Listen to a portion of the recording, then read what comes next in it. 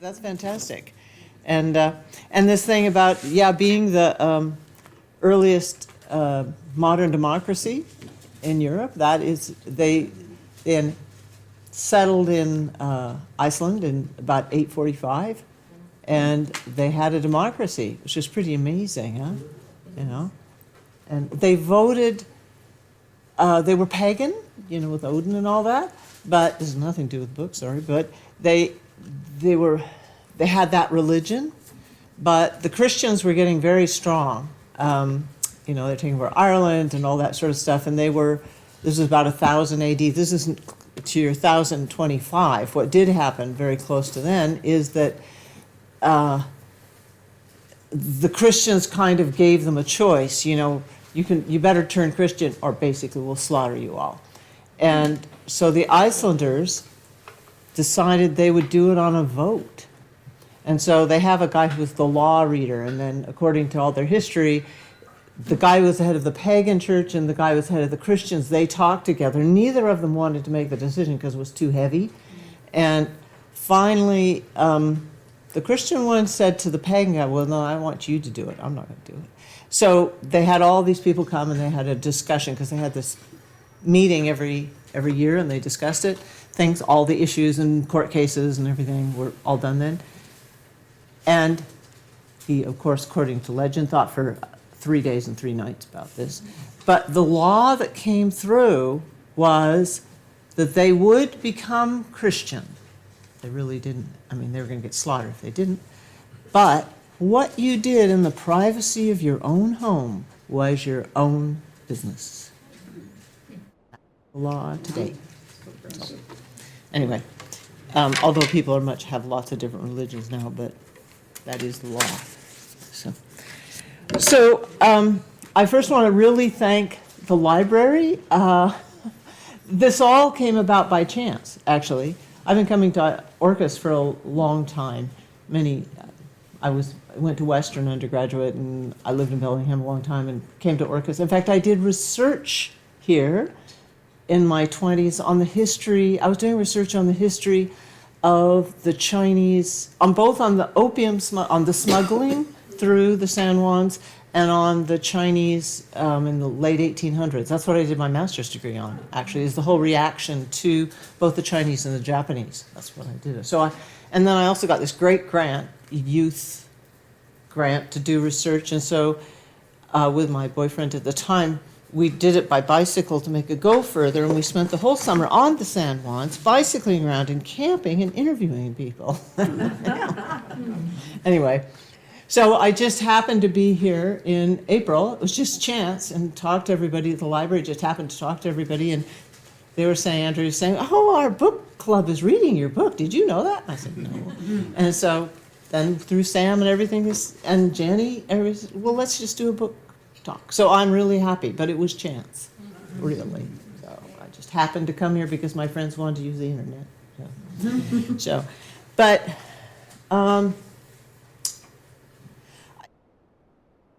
for all of you here, I think I'm going to think about it. What is chance? I mean, how much does chance?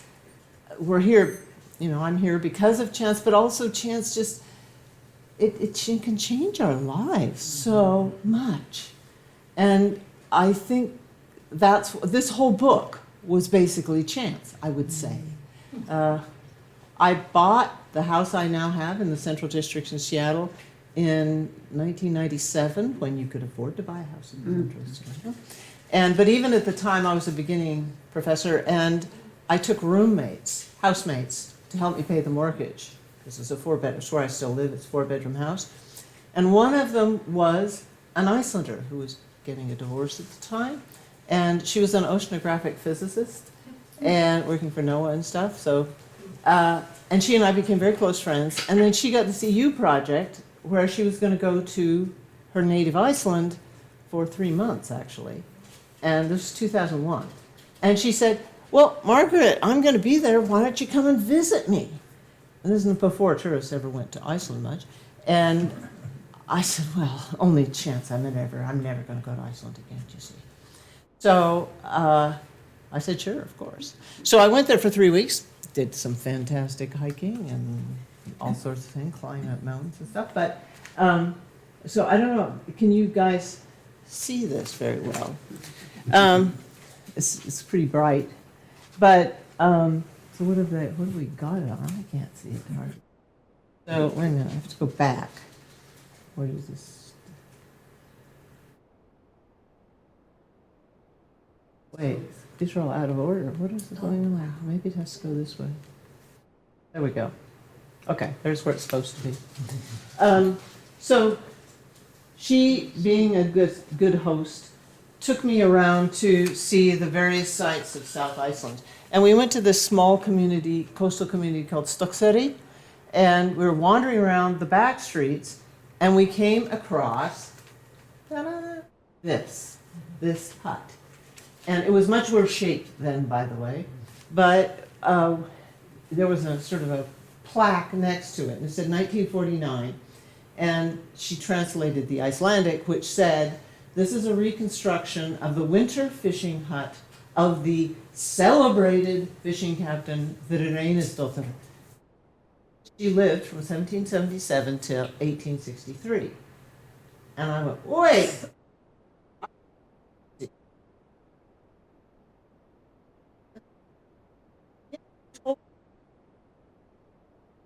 In history. And I said, how come? And my friend said, my grandmother used to. One incident. I was working in Brazil. It took me 10 years to do it, but I changed my whole field site. I went to Iceland because of that one chance encounter, right? And I want to know about her. Now, in truth, I didn't write a book on her. This is on her, but I first wrote a book called Sea Women of Iceland and it's very good I did that first because I had to really understand a lot about how Iceland works, it thinks, its whole sense of self, before I could possibly write this book. But one of the things that makes this book so amazing, because in history, nothing is usually written about women at all. They're just neglected. Maybe some about queens, but common, just ordinary women. She's not ordinary, but just a common person. Nobody writes about her. But Iceland, well, I was able to write this book, so it almost reads like a novel. It's amazing. But it's because of the Icelanders. So, as we said, it had this democracy for 400 years until, through political infighting, they lost it to Denmark. But during that period, they produced the Icelandic sagas, which an incredible sort of work of literature. They're worth reading. They're not like Beowulf, they're page turners. There's a reason that they have inspired everybody from Wagner to Tolkien to Game of Thrones to, it just goes on and on and on. They still inspire. For the Icelanders, once they got taken over in the mid-1300s, they were taken over by the Danes, and then they were an oppressed, ruled population for 600 years, until that 1944 date that some of you got right. And they had no food. They lived in huts that were not much better than this one. Mortality was horrific. Starvation was always a concern. They're an island. They couldn't get the food. All they had was fish, and the Danes really controlled it. They wanted the money from the fish, but they just didn't give them anything in return much. It was very oppressive. It was horrible. But what Icelanders have told me, and what I've understood through reading it, what kept their sense of self and their language, which went down to 25,000 people, kept it all together, was their love of literature. And in historic times, everybody, they really could. Everybody had a 100% literacy rate, unlike anywhere else. By the 1700s, by law, taught to write. It was, women didn't need to write, but men were, and they did. And and everybody, it was to be a skald, a poet, was considered, the only thing you could be that was equal to that was to be a fishing captain, basically. It was considered so respectful, and it was, you were supposed to be able to do is just do this extemporaneous poetry off the top of your head. And they would do it to applaud people, to comment on things, and they would have like fights with poetry, like a rap battle or something, you know? And this is like all the way through. And people also remembered it. They were used to being storytellers and used to memorizing this poetry and all these sagas. They also had the earliest printing press in Europe. And when I first did the interviewing for my first book, these older people that I would interview, they would say, who had lived before 1944, they would say, you know, we may not have had enough food. We may not have had heat during those winters. It's subarctic. Everybody had at least one book. That is their most treasured thing. Even today, they have more people buy books per capita than anywhere in the world. The traditional present you give at Christmas is a book. You see their Christmas trees, and all that's underneath it are these stacks of books. That's it. So that's even today. And even today, people know the sagas. So what I felt was when we started reading all the old literature, started looking at the archives, it was, everybody wrote, like these men, they wrote not too many women, diaries, and they wrote about the life of their neighbors.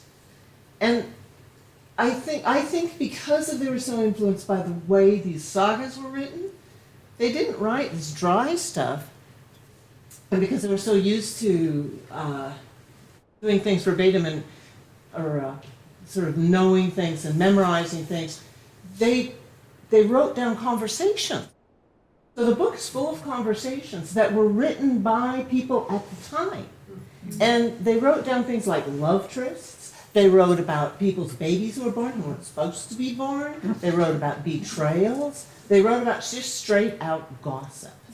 And it was just quite amazing. So if a woman or if a man, if any, and what we found, what was so exciting, was Thuridr, which you don't have to, it's Thuridr you can say, but the sea captain, she was fascinating to everybody. And so everybody wrote about her. So there was a massive amount of material on her. So we first took a lot of research though, and with all my research assistants, by the way, this took a whole community to do. Now let's see, which way did I do this? So we did it through books, like it's their national library. We looked at all these books that were published about 1900 and went through them looking for her name or any mention, and also the other people in the community. But then we went through the archives, and they were like this. But there was a lot of them. That was so we just went page by page, and then we photograph them, and then we do an analysis. I used a lot of experts who helped with this, because they're written in this old Icelandic mixtures with Danish and stuff. But they wrote so much. So it's so cool, and I've got a lot more. I just have to stop at some point. So just some things that are important if we're going to talk about her. So Thuridr, the sea captain, when she first went to sea when she was 11, which wasn't unusual. Both men and women. My previous book, what I discovered through the research, is a full third of the Icelandic fishing fleet in the 1700s, 1800s was women, even though they image it as men. It wasn't.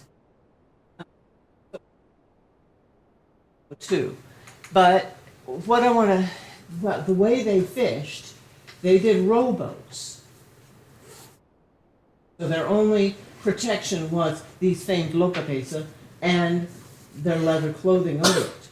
And so if you can see here, I just want to show you. So this is Stokseri, the place where she lived and where I saw the fishing hut. And it's not that much changed. the houses are modern, of course, and the seawall, because climate change, the sea is getting higher and higher, and so it's now much bigger. In fact, it got washed away in her lifetime in the 1700s. But so it's now about 12 feet high, and yet friends of mine who have a house next to it, last winter the waves were so high they crashed over the top and broke the upstairs windows over the top of it. And it looks very tranquil otherwise. But these, I call them scaries. I use the Scottish word. But they're lava fingers that stick out like this. And was really good, because the boats, these, they were long, like, they had up to 12 oars. Anything from 4 to 12 oars. And so they were just these long, I'll show you a picture in a minute. But they could row out protected between these, and then they were right afterwards, the seabed just drops way down, and they could get this deep water fish, like cod or halibut, quite close to shore. At high tide, the tide would come up and it covers all these, so it looks deceptively like a flat, water surface. But this is really important. But of course, the other thing out here is, if you can imagine, as you guys will all know living here, is that you have the deep sea, and then it goes up like this, and then you've got these rocks here. When the sea comes up, then the waves are they get really scary right at that juncture, So that's where she fished, starting at 11. And she quickly became one of the most renowned deckhands of everybody. This is just a picture. This is a painting from 1890. So you can see that the huts are much better. They have a wooden top, but this is exactly the kind of boats they went out in. And this is how they did it in the winter, because the migrating fish was in the winter. So that's when they went.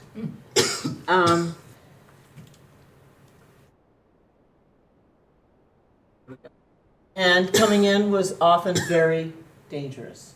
And you had to be very, very skilled to manage these boats coming in. It was no joke at all. And the scary part is this happened far too often. If you went into the Arctic seas, you were dead, basically. This, oops.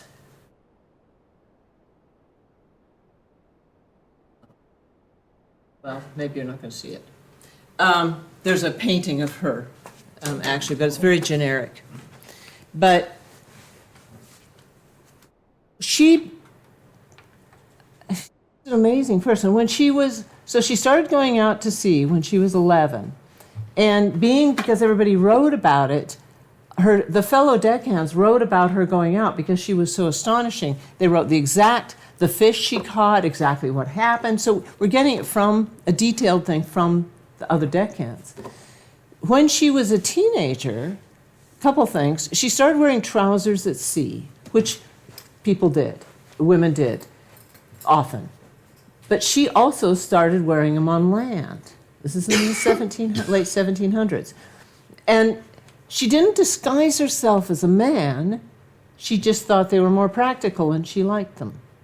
And, it's kind of like she became known for this. And, the sort of things that people wrote, they would say, and this is in the records, they said, well, she wore a skirt to church, though. But most of us knew that she wore her trousers underneath.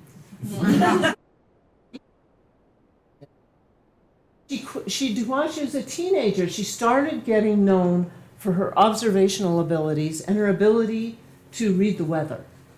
And it was to the point that other boats, she first was fishing with her brother and her father, they would follow her because she was so good at this. And so she must have been incredibly clever. Now, there's another person who's really important in this, and his name is Jan Rich. He was called Jan Rich because nobody could get anything, and he was very poor, like everybody else, but he managed somehow, well, I explain it in the book, but he managed to actually buy a boat when he was 20. This is unthinkable. The local people thought of all these nasty reasons why he did it, however. And he tended to get what he wanted, Jan Rich did. He was called Jan Rich because nobody could figure out how he got his money. But he then was captain of his boat that he owned, and he had a lot of things he wanted, but he didn't have the one thing he did want most, which was the best deckhand in the area, which was her. So eventually, because of a whole bunch of things that happened, he did. She worked for him for some time, and he then caught more fish than anybody else.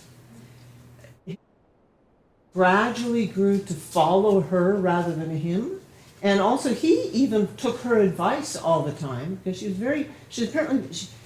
people wrote this, she was very good at mediating. They have all these examples of it at the time.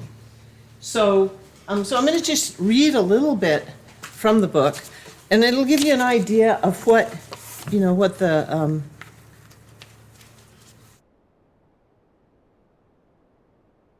kind of detail I was able to get. And remember, this is nonfiction. I haven't made any of this up. It's from early records, contemporary records. This is what's so outrageous, okay? So Jan Rich. Their captain is just a day when they're going out fishing. And I have to say one thing. The community of Stockseri is next to another community called Erbaki. They're right next to each other, both fishing communities, and they fish from both of them. And the shore of Stockseri looks almost very similar to, both have those lava finger skerries going out. Okay. Their captain, Jan Rich, soon arrived, and they dragged the boat across the rocks and into the water, joining 8 other boats on the open ocean. Thurder, as usual, surveyed the weather. Good now, but unsettled. Sudden strong winds soon sprang up. They pulled up and rushed toward the nearby Erebaki shore before the surf rose. Everyone else did the same. The skerries at Erebaki lay in a parallel line out from shore, with boats entering a narrow gap between skerries. Only one boat could enter at a time. As the waves got worse, Jan Rich's boat skimmed over the water at speed, one of the first to arrive at the channel entry. Thurder took note of the tide. Returning through the Erebaki passage on an ebb tide was much more dangerous than a rising one. She nodded in satisfaction. Luckily, the tide was incoming. They pulled the boat from the water and paused to watch the other boats arrive. 6 made it swiftly to shore, but 2, clearly with weaker crews, lagged behind. Thurder glanced at her crewmates. Not good. Surf was mounting fast, now cresting over the outer line of skerries. The lead boat, which held 4 people, entered the narrow entrance, veered on the churning backwash, crashed into one of the outside skerries, and became solidly wedged against the rocks. No matter how hard they pushed with their oars, the crew couldn't get it off. Violent surf now smashed the boat back and forth in lava. They'd break up in no time. As Thurder and everyone else watched, the second boat, close behind them, intentionally veered its own course directly toward the skerry. At great risk to themselves, they would try to save the stranded men. This was going to be tricky. Any overweight made a dangerous difference in these open boats, especially in rough waters. Unbalancing it could make it easily flip. Still, through buffeting waves, the crew members managed to pull 2 of the stranded men into their boat. They'd now overloaded it, its gunwales rising barely above the waterline. Any more weight would sink them. An impossible choice of who to save with no time for debate. They left the other 2 men behind. As the others rowed to safety, these 2 clung desperately to the damaged boat as it began to break apart, filling steadily with water. On a rising tide, the waves now crashed over the skerry and would soon submerge it. Then they drowned. Thurder glanced at her crewmate Gamlason. They'd seen this tragedy too many times before. They all looked at Captain Jan Rich. Any rescue attempt was his responsibility. He yelled at the other skippers. Get these men? The other skippers looked out at a sea increasingly white with froth, the skerry a good 1,200 treacherous, watery feet from shore. They shook their heads. Neither of the men on the rock were kin, so they wouldn't take the risk, and no one did. Jan Rich shrugged and turned to his crew. He tried, more than anyone else was willing to do. It's probably not a good idea to attempt to rescue those men from the skerry, he commented. I'm not going anywhere. Goody there. Eyes on the two men struggling to stay above the sea's greedy maw. If you don't make an attempt to get those men, she said, very quietly. Jan Rich's other crew members stopped what they were doing and stared. Jan Rich jumped up and glared at Thurdir. Then you take my job and be responsible for ship and crew, he shouted. Not that he expected her to take his angry invitation seriously. He should have known better. Thurdir, captain's words. She assessed the risk, the distance, her crewmates. She nodded. I'll do it, she said to Jan Rich. I'll guarantee the safety of the crew, she paused, but I can't promise the same for your vessel. She looked at her crewmates. They looked from one to another. They'd go, if she led them. Jan Rich gave her an infuriated wave and stormed up the bank. Thurdir and her crewmates quickly pulled the boat back into the water and set off. With her at the helm, they rowed rapidly through the spray, sliding alongside the skerry in minutes. Then, balancing the boat, they dragged the two men aboard.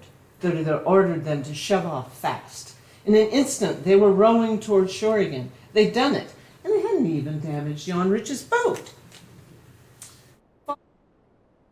The authorities issued an award for bravery in the daring and courageous rescue of the two shipwrecked men. They awarded it to Got it. That's why you got 5 right. Who happily accepted it.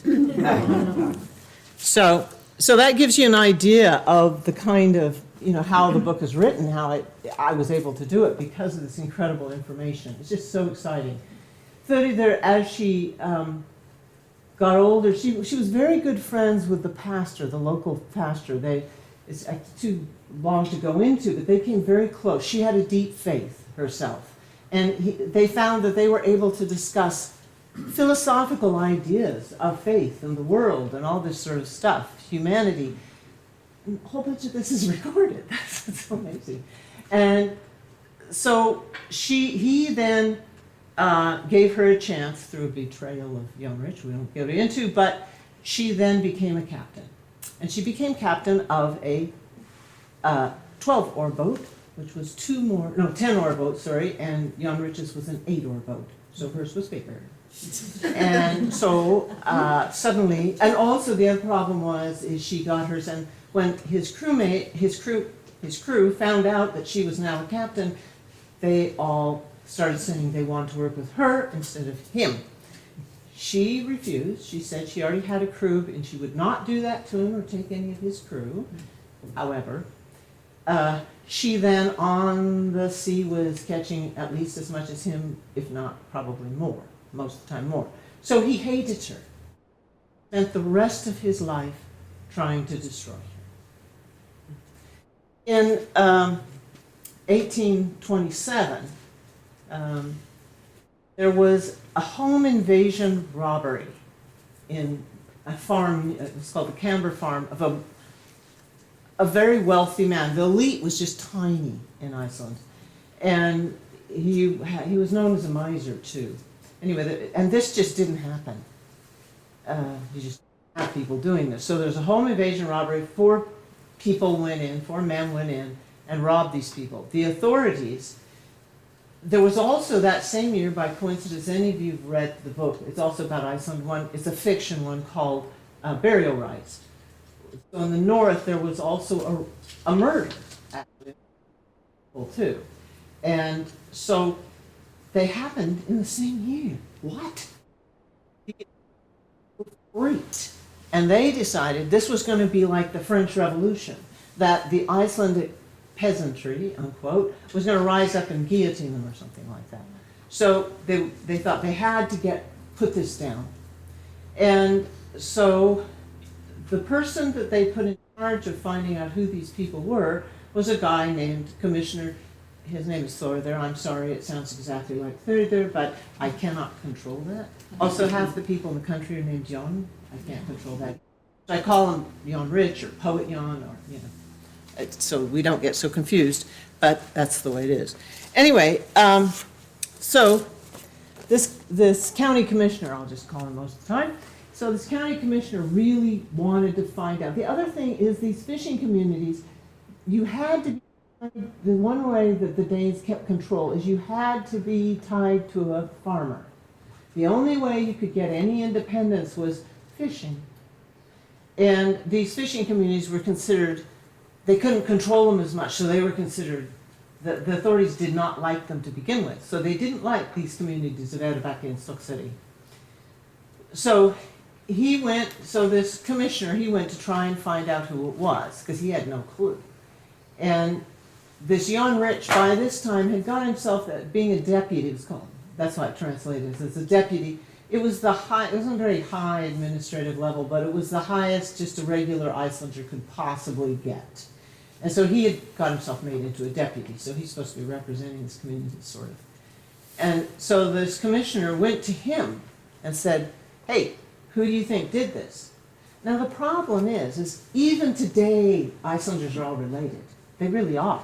I mean, there were only 25,000 of them at one point, and they are all, unless they're immigrants. Which now, they have quite a few immigrants. My friend said when she was a child, diversity meant you had brown eyes. So he didn't, even Jan Rich, he's not, the people could have been his deckhands, or his cousin, or his brother, He doesn't want to tell him. But he thinks about it. And this is down, by the way, that he thought, he must have told people this, because this is what was reported. He thought, I can just, it said, the literal translation is, I can roll this over onto the shoulders of Captain Thursday. Thought is the way he'd get back at her and so he said to this county commissioner, he said, of anybody in this area, the most observant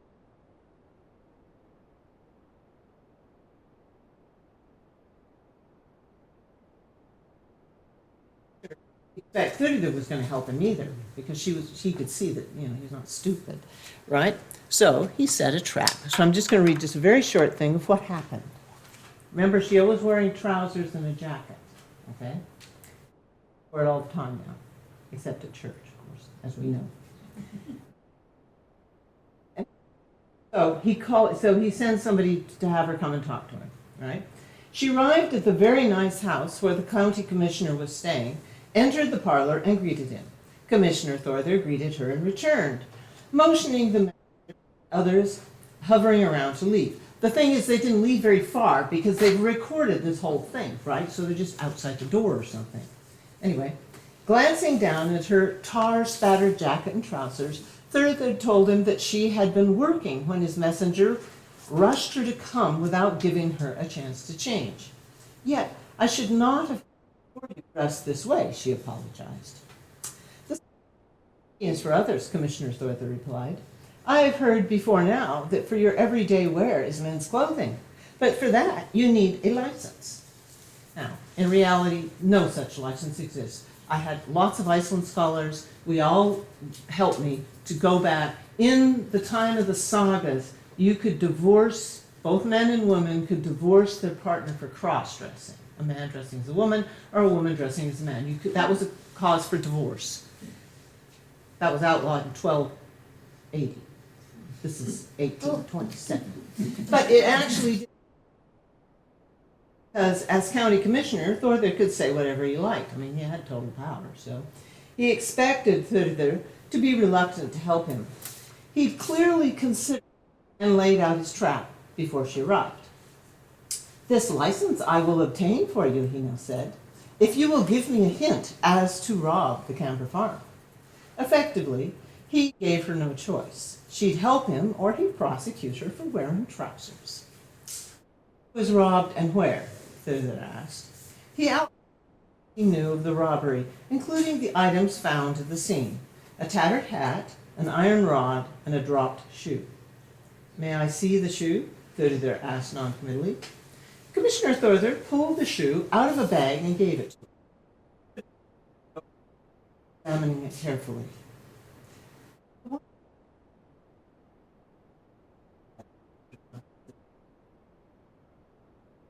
special way I have seen at only 3 farms. Where's that? Commissioner Thorther asked eagerly. This was unexpected. Was she going to give him a name now? With it, told him that the first of these farms was his own. Commissioner Thorther flushed, unsure whether to be complimented at the skill of a woman at his farm, probably his wife, or to be insulted at the idea that someone in his household could have been associated with such a crime. Was Thorther being clever, mocking him, or making some sort of point? I personally think she was doing all 3, in personal opinion. Expensive middle ground.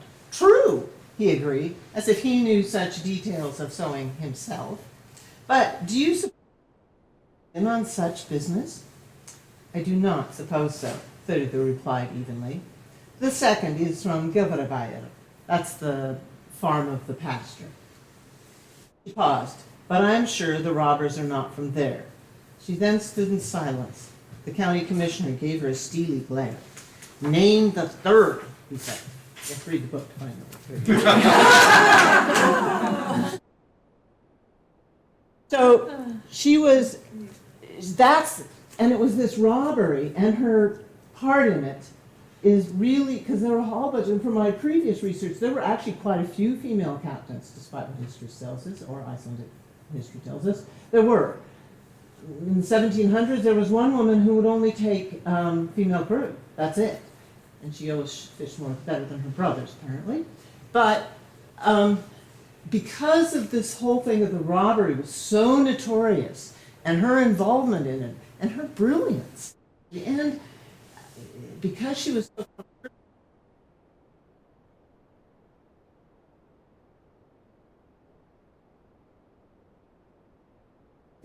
for me, honestly. This is the shocking thing. So, anyway, then as she got older, she just grew and grew being a captain. There are a whole bunch of stories of her being a captain.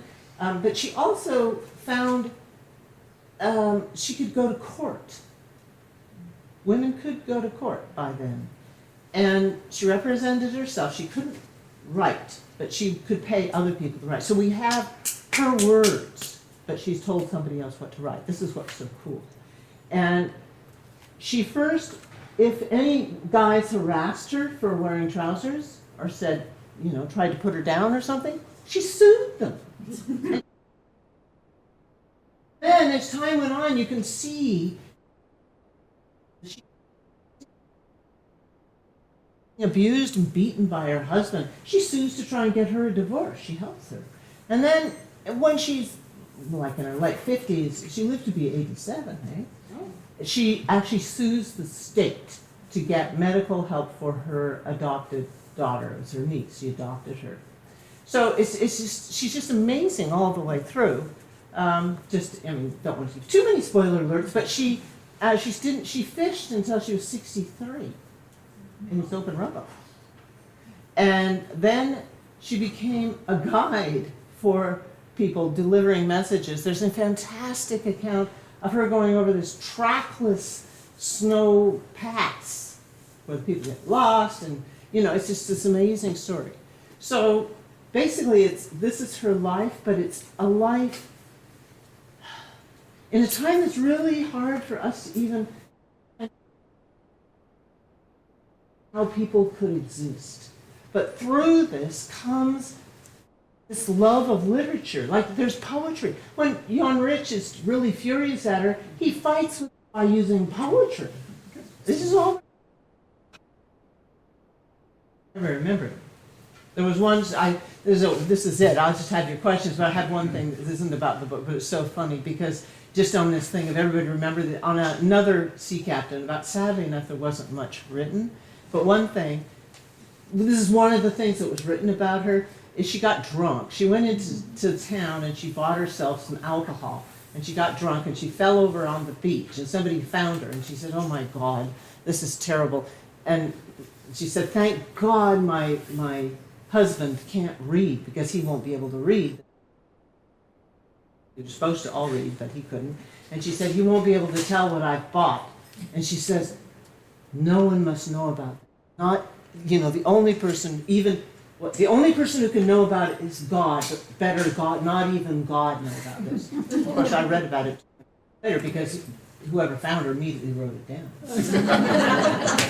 That's the way it is. It's fantastic. Anyway, so if anybody has any questions, that's basically it. Yeah. So the time that you spent researching in Iceland, did you find evidence of sort of like a continuity of the people's writing down things and having diaries, and do you see any kind of evidence? They also, not only do they have the largest, per capita buyers of books in the world, they also have the per capita largest group of authors. So a ton of them are writers, yes.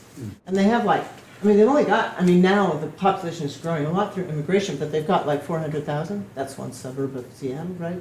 And they have 8 or 9 publishing houses. They do already. And they write, yeah. Still highly respected. And to be a poet is still highly respected, yeah. And even kids can tell you all the sagas, still. Yeah.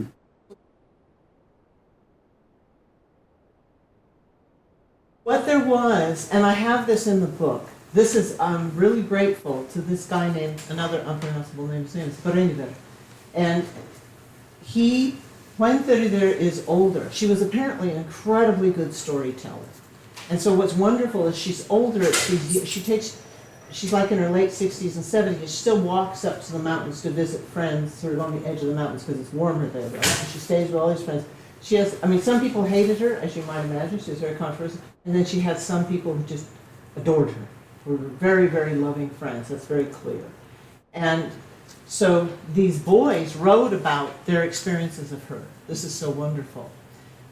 But one of them, there was a guy, this Brynjar, was the son of one of her very good friends that she stayed with starting in her 60s. And when he would never had any formal education. He finally begged and begged and begged, and his parents sent him for a few weekends to study with a pastor so he could get some.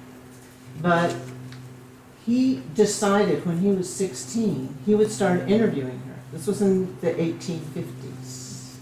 And so he started interviewing her. And he wrote it all down. And he then, and it's about this robbery. So it's also about her, but a lot's about the robbery. So I only used part of it. He then went and interviewed all these other people.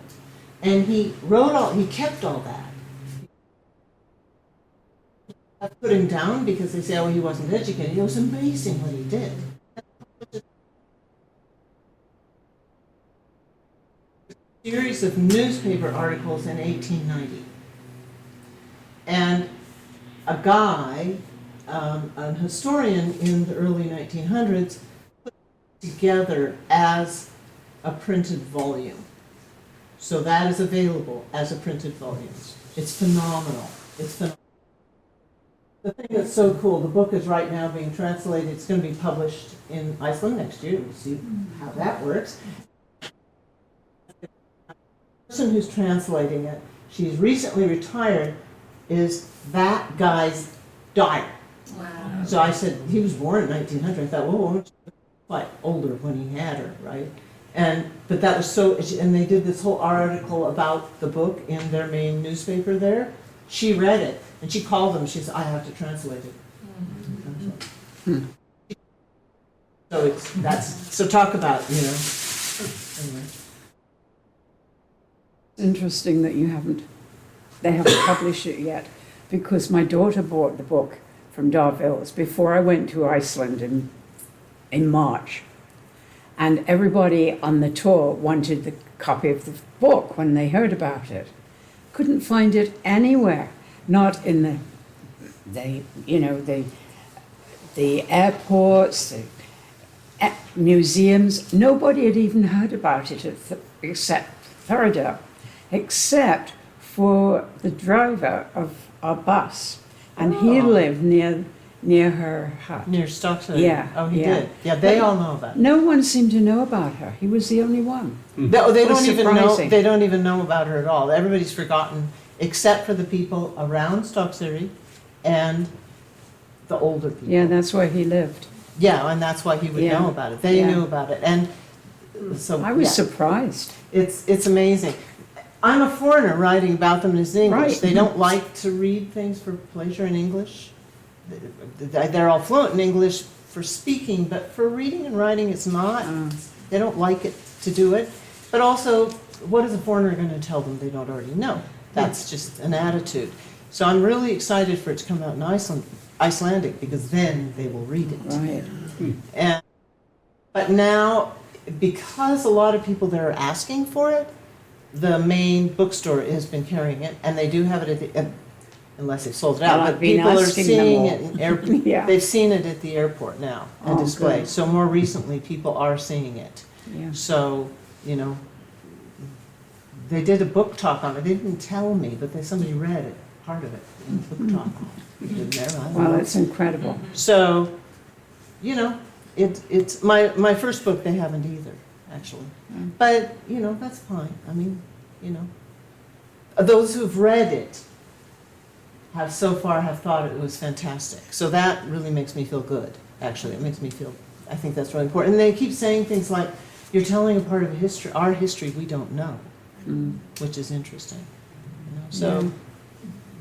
Yeah, so we'll see when it comes out in Icelandic. But I'm glad to hear that. What I am getting is I'm getting emails from people who are visiting Iceland, and they're reading the book while they're in Iceland. Right. And so they're changing where they're going, wait, we have to go here because.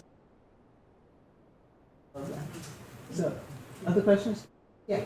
Can you talk a little bit about how in the archives, how would you go about finding everything that's written about her? How is it organized? Or is it organized by year? Is there help you find all this information? It wasn't, no. Well, okay, finding the information. First of all, I have a plethora of research assistants who worked with me.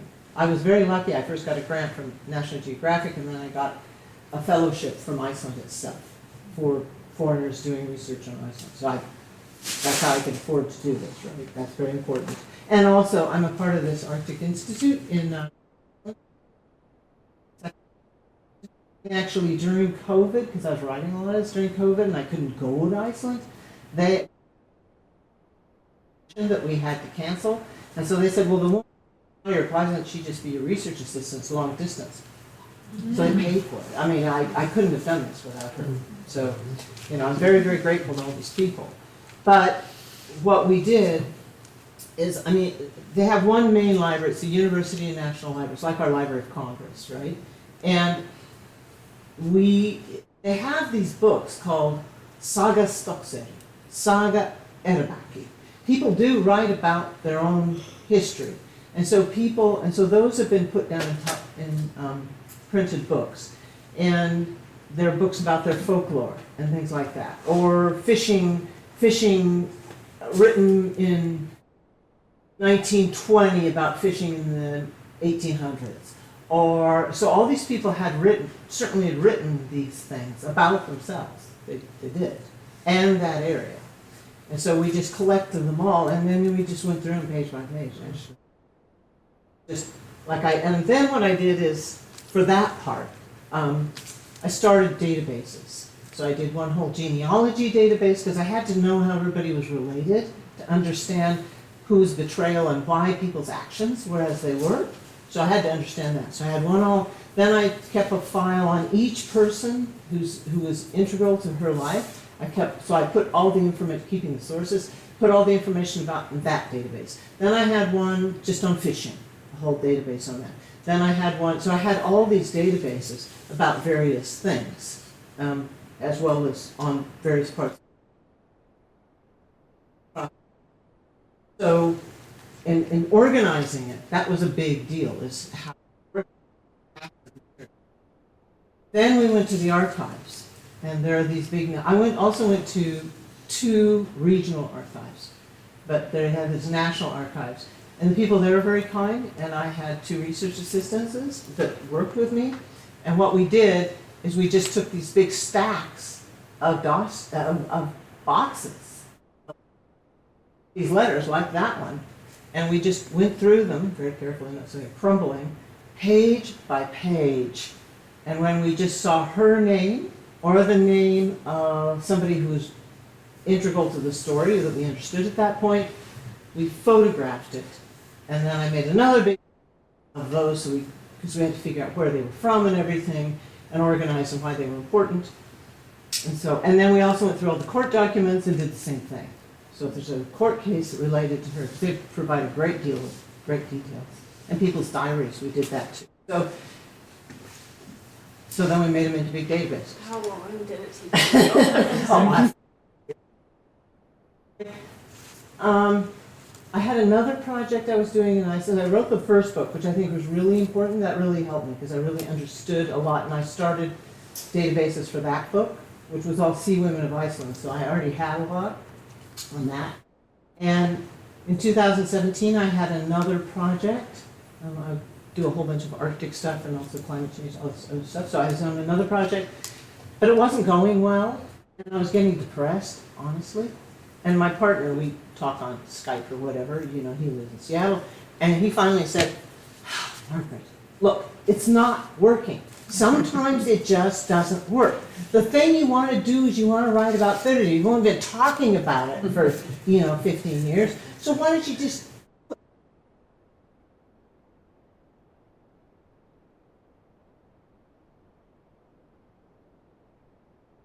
So I went and started it. But I was doing all these other projects I had to do. So I really started 2000. I got the big grants in 2019. So I really started it then. And I wrote it it took a year and a half. It takes 2 years for the book to come out. Once you submit it, it takes it.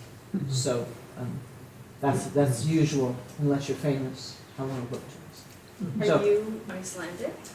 No, not in this. So, I know, we're Scottish descent. But my sister did one of those 23andMe things, that are dangerous for people to do. Mm-hmm. And she said, oh, guess what? We're part Norwegian, too. The Norwegians got around.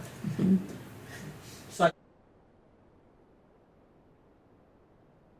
know you were an Icelander, really, which is very sweet of them. So, if you have a question, yeah. I was wondering, what prompted them to become, to carry on written historical?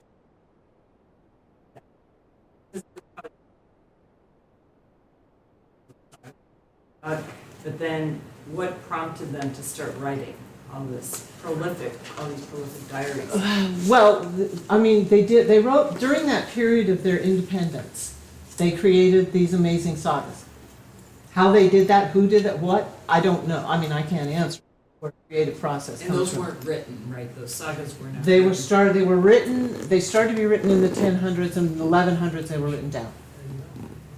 So, so it was early. That's very early. Very early. And there's a guy, Snorri Sturluson, who is credited with getting a lot of them down. He also betrayed the country and won with no loss of independence and was assassinated. But that's beside the point. And the population then, in 1100?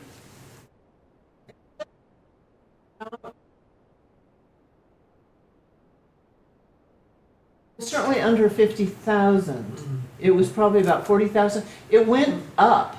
At that point, it was higher, and then it went down again because they were all starving to death. Also, the plague came. They had, of course, their usual eruptions, and that killed a lot of people. And they had all these things happen that also. They had the highest child mortality rate in Europe for a long time, until the late 1800s. So, but so then. That was started then, and so people started hand copying them and passing them around. But they also memorized them. Mm-hmm. And at that time they had calf skin, but then people were starving to death, so they had to eat them. But there were certain people who really who saved them, a whole bunch of, because they were going to get destroyed in this. But they saved them, and then people were copying them, and people, they used calfskin when they didn't have money for paper, and when they didn't have money for ink, they made it out of moss and stuff. They were just obs- So fascinating. Yeah, Way early it's- like that, yeah. Yeah, no, it's been all the way through, you know. Yeah, it's phenomenal. Maybe because they just didn't have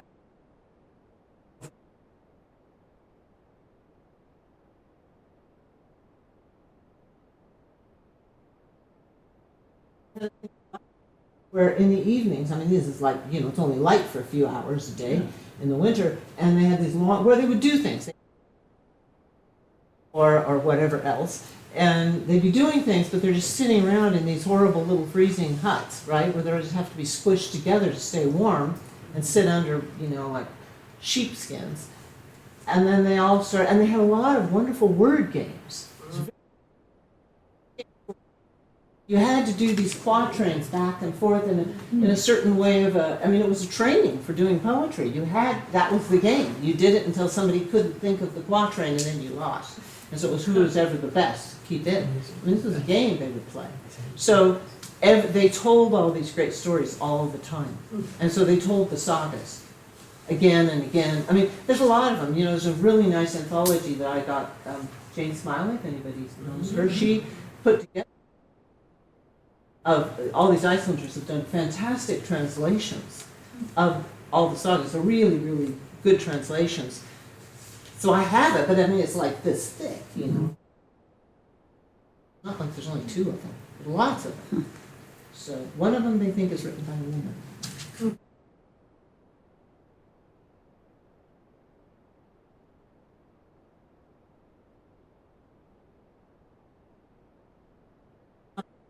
Well, let's see. And that's the whole reason I was able to do the first book, actually. I couldn't have done it because I was finding all these fishing women, and if I hadn't had the experience, one, I wouldn't understand their experience, but also they wouldn't have talked to me, honestly. But, so when I grew up on the Oregon coast mostly, a lot of my youth was there, and I started as a teenager, I started working just as a deckhand on like for sports fishing, you know, but you're still going out in the Pacific and the open ocean there. So I was baiting there and getting their fish with them. It was all men who were doing fishing, and I was the deckhand. And then when I was 18, I took off for Australia, and I've barely been outside Oregon. This is interesting, isn't it? But anyway, I ended up in Tasmania, and I started fishing there. I really wanted to do it.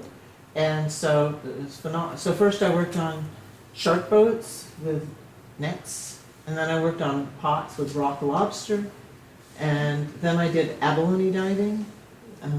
So I did that all. So that's why I say, for want of again, chance, I would have been an oceanographer, I think, because I loved all this. And I applied then for a job as a deckhand on an oceanography ship in Australia, in Tasmania. And they said, oh, we can't have you as a deckhand. Then I went on and did all that I was doing and traveled through Asia and blah, blah. I ended up in London. And at that time, you got your mail, you know, you just general post office, Sydney, London. Anyway, so I got this letter from this same group, but it was like a year or more than a year later. And it said, we now have a female pilot, and we would really...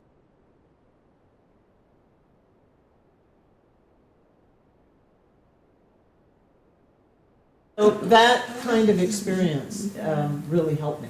I don't think I couldn't have done it otherwise, because I wouldn't have had the understanding. Right. Yeah. So do you think that all of your research and with your own personal experience fuels some sort of, do you feel like you get to have a relationship with theater? Theater? Yes. You can just say Thuridur. Thuridur. I know the Icelandic is Yeah. really difficult. Yeah. Yeah, I do actually. Yeah. Yeah. I really wish I could have known her. Because, her letters, she's so clever. And when you read it, her observational abilities were like a Sherlock Holmes. It was phenomenal. And she was so strong for justice. No matter what happened, she was for justice. And I thought, how could you be so... And she just seemed, and she was so, and as she gets older, she gets more and more compassionate. You can see this. She gets more loving, really. You can see this in what people write about her and what she does. And I thought, oh, I feel like sort of know her, you know what I mean? I'd love to have sat down and chatted with her.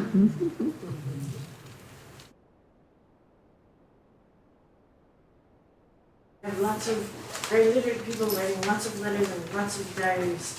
Where did they get the paper? Not many trees in Ireland, no Iceland and pulp mills. Calfskin comes at the price of calf, which means it's a byproduct.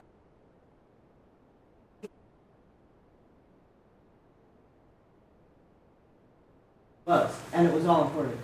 You're totally. You know, people talked about, you know, they were learning to write, like the boys who were learning to write. They learned to make their letters by scratching it in the ice. Plenty of that. Yeah, there's plenty of them. So, but they did that. But that is true that, you know, some of the sagas were lost because they got eaten. Too bad. Problem.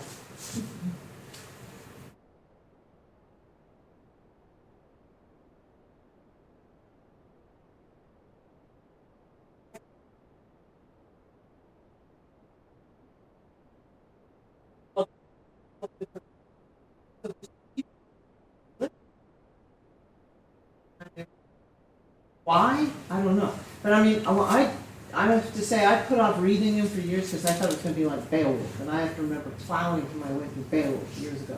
But they're not. They're page turners. They really are. There's a reason. You say, oh, I'll just read one. They're very, very violent. Like Game of Thrones. All the time. But there's one called the Poetic Edda, which is done in a whole poem.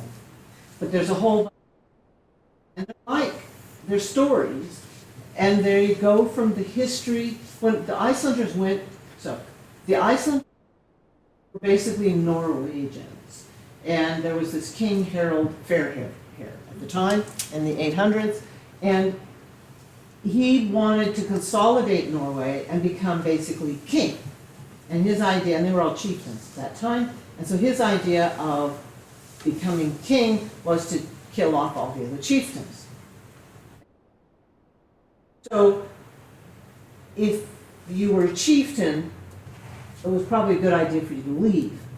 So this one guy was sailing in his big Viking ship, and he ended up in Iceland, which was completely He said, well, it was a summer, this looks green, this is fantastic. So then he told all his buddies. And so then they started coming, picking up Celtic slaves, mostly women along the way. And then they settled Iceland. That's how Iceland got settled. And they started having all these things happen with each other. So a lot of the sagas are the stories of these people, actually. They were all killing each other, there's no doubt about it. They fight. They had all these things of how you do vengeance and revenge and all. But why? So at first, I mean, this is all archaeologists and all these people are still looking at it. They thought, oh, they're just stories, There's amazing. Before we had novels or anything, and they were writing these amazing stories. But now they're finding with archaeology, they seem very true, actually. So, I mean, there are real people, and they're more and more that they seem to be recording real events. So they just wrote about the descents and the different families, and there's tons of them. Are there English? The one I would suggest is this anthology put together by Jane Smiley. And the thing that's really cool is there's a long foreword where it's just explaining them. So it makes it really good. And they're the best translations. There's a lot of earlier translations that are very stilted. These are not. It's really good. So, I recommend them actually, surprisingly enough. The one that was supposedly written by a woman is called Laxadalasad, which I don't expect you remember, but anyway, that's what it is. Any other questions? Just curious if they had whaling communities. They didn't have communities at all. Reykjavik was the only community at all at this time. They were 98% rural. It was just this tiny group in Reykjavik, almost the opposite now. And they all lived on these remote farms. The only kind of concentration of communities were these fishing communities. Like Stokkseyri and Erebaki were considered to be more densely populated than the rest of the country. They did do whaling.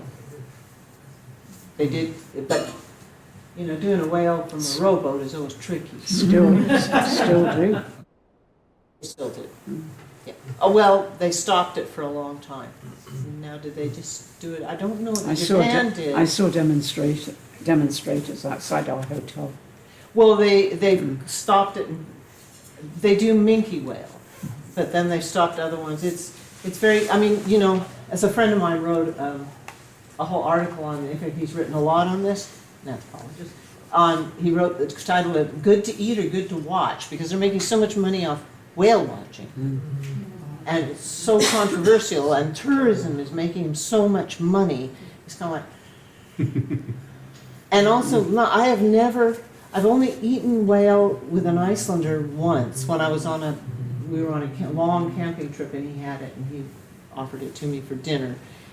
But Icelanders I know don't generally eat it. Now it's just tourists who eat it mostly because they think it's cool. So, yeah. What's your next book? I'm working on another book, but I'm not talking about it. Cousin tries to get a novel published, and so I've sent it to an editor.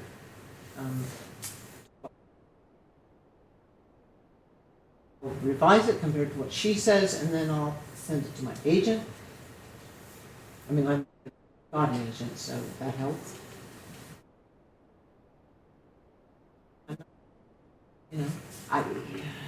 The book It's was very hard to get a novel. I mean, published. I mean, I want to do it by a major publishing house. So, we'll just see. It would be good for Netflix. Yeah, This one. yeah. Every talk I ever give, everybody says, "When's the media theory coming out?" And I agree. I think it's fabulous. It would. I think it should be. It has to have an Icelander involved, though. It has to be done by an Icelandic and some other company. Yes, I agree. As yet, I mean, one person wanted to do it, but then she had a fight with her producer, so that was the end of that. But besides that, nobody has come forward yet. Do you know of any rich filmmakers who are really cool people? I think but every talk I ever give, somebody says, where's the film? And I say, I agree.